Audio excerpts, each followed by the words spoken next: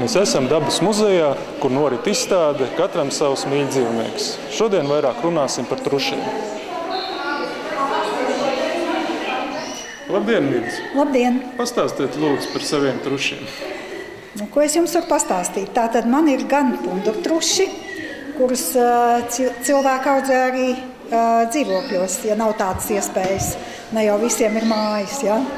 Un ir arī tādi truši, kurus ķemmē, no viņiem iegūst vilnu vērpj un no savērtās dzīves, tātad veido arī dažādus izstrādājumus. Ir arī gaļas truši, bet man personīgi tie truši lielākoties ir kā mīļdzīvnieki, gan tie, kas ir turami istabā, gan arī tie, kas ir turami sprostos būros. Kā jūs izvēlējāties tieši trušus turēt? Trušus turēja jau mana māmiņa, kurai šogad būs 100 gadu. Un palīdzot viņai un ar laiku iemīlot šos dzīvniekus un redzot, ka viņi noņem stresu, viņi ir ļoti interesanti, viņi ir ļoti mīlīgi, bet arī katrs ar savu raksturu.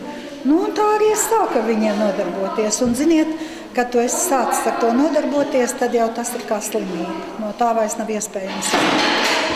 Cik gadus jau jūs turat tos trušus? Gadus 30. Un vēl rēķinot to, ka mana māmiņa jau turēja, tad kopsumā būs gadi 40. Un kādi jums ir tie truši? Šķirnes truši vai? Agrāk Latvijā bija arī bezšķirnes truši, bet tagad jau principā visi cilvēki tur šķirnes trušus. Mūsu biedrība trusis un citi ir arī Eiropas sīkdzīvnieku audzētāju biedrības biedrs tieši trušu sekcijā. Un tad katru dienu mēs tātad sazinamies gan par e-pastiem, gan arī mājaslapā skatāmies, tā kā sekojam līdzi, kas notiek Eiropā, un viņi seko līdzi, kas notiek pie mums. Mūsu biedrības priekšsēdētāji pašlaik ir uz apmācībām, trušu vērtēšanā. Es pat arī esmu vērtētājs, tātad vērtēju trušus izstādē. Un tā. Sakiet, lūdzu, kuri truši būtu piemērotāki turēšanai dzīvokļos?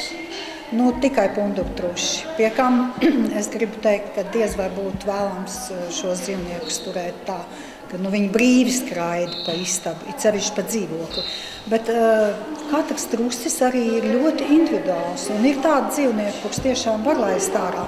Viņam tātad būtu jāiekārto būrītis, kur viņš varētu paslēpties no nevēlamām acīm, un ja viņam kādreiz liekas, ka viņam dara pāri vai kā, lai viņš varētu noslēpties tajā būrītī, bet arī brīvi, lai varētu staigāt. Ja viņam nav nosliece uz tādu lietu kā tapešu graušana un tam līdzīgi. Es jums tiešām varu teikt, ka visiem trušiem tas nav raksturīgi. Es redzēju, tas gan nav dzīvoklī, bet privātmājā, kur trusim ir pat sava istaba, ja?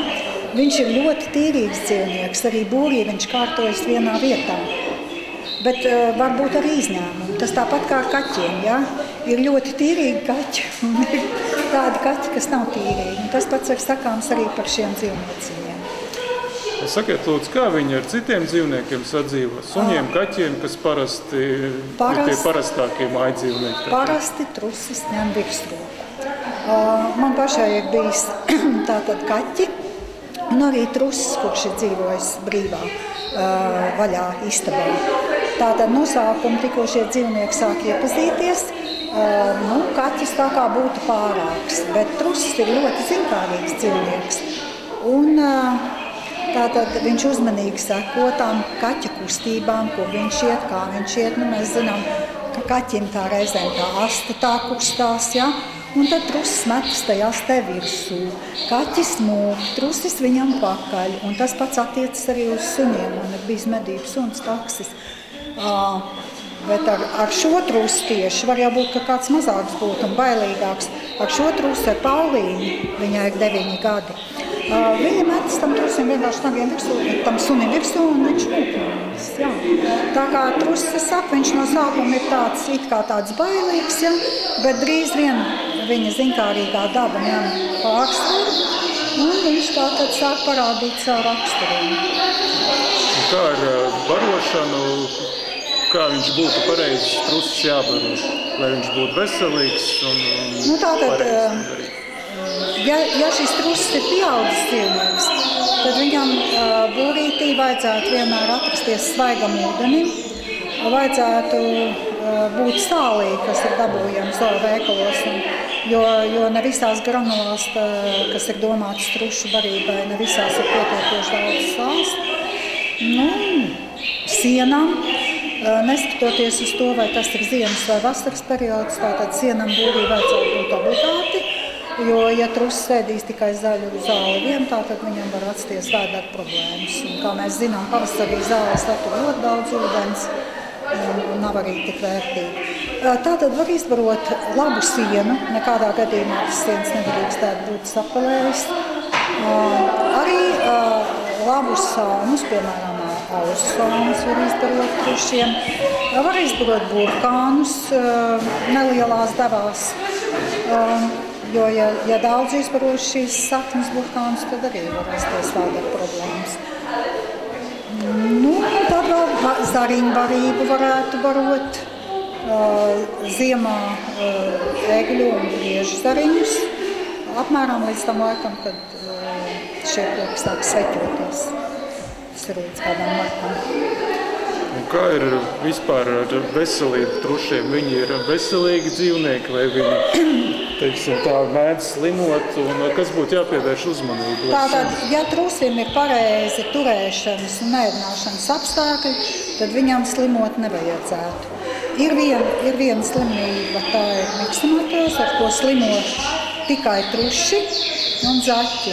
Zaķi pie mums tātad nav kā mājdzīvnieki, tātad truši. Un tad vajadzētu reizi gadā vakcinēt šos dzīvniekus. Tas ir vēlams, vai tas būtu obligāti? Vispār tas būtu obligāti. Ja jau jūs varat nodrošināt tam dzīvniekam pilnīgi tādus sterīlus apstākļus, ka viņš nekur ārpus neiziet, tad jā. Pārnēsātāji šai slimībai ir mušas, godi pārnēsā no slimiem dzīvniekiem. Un tiešā saskarē slimo dzīvnieku. Truši padodas arī dresūrai. Šī lūk ir Paulīna.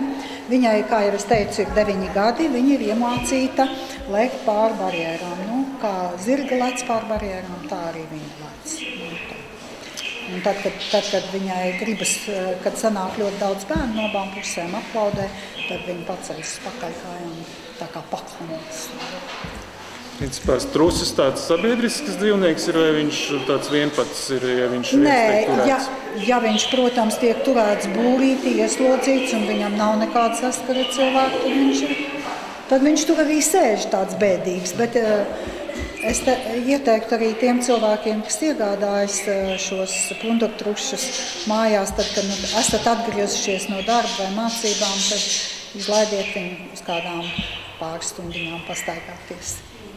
Visādi brīnumi ir dzīvē redzēti. Es redzējusi, ka veca tantīte, kur ir viena palikusi, kur viņai grūti ir pārvietoties dzīvoklis viņai 5. stāvā. Viņa ir iegādājusies kā mājdzīvnieku trusi. Viņa ir trusi, ko pabrauks. Bet tas ir ļoti individuāli un katrs dzīvnieks ir ļoti dažāds. Ļoti dažādi dzīvnieki. Kā ir dzīvoklī, ja trusis tiek turēts? Nav, teiksim, tā ļoti daudz tās pūkas vai kaut kā īpaši tas kažoks viņam ir jākopj tam trusītam? Skatoties, kas par trusi, tāds trusis kā ir jums rokās, tātad tas ir pundura angora, no viņa tiek iegūta vilna, vai plūcot to vilnu, jeb šo arī cerpjot, jeb griežot pārsmatojam ar šķēri. Tur, protams, kad vilna būs. Tāpat arī trusim, tāpat kā kaķim un tāpat kā sunim, viņam ir apmetojuma maiņa. Tāds periods, kad mainās apmetojums, protams, ka būs. Bet īsmatainiem dzīvniekiem, tā kā šī Paulīna un tā kā tie trusīši, ko jūs redzat, tiem nebūtu tādas problēmas ar to apmetojuma maiņu. Šeit jau nebūtu jāuzmanās. Toties gadā var iegūt apmēram 600 gramu vilnas no lielajiem trušiem, kilogramu 200. Tas ir arī tāds papildus darbs. Saku jums paldies par interesanto stāstījumu un uz tikšanos nākamos raidījumos. Jā, paldies!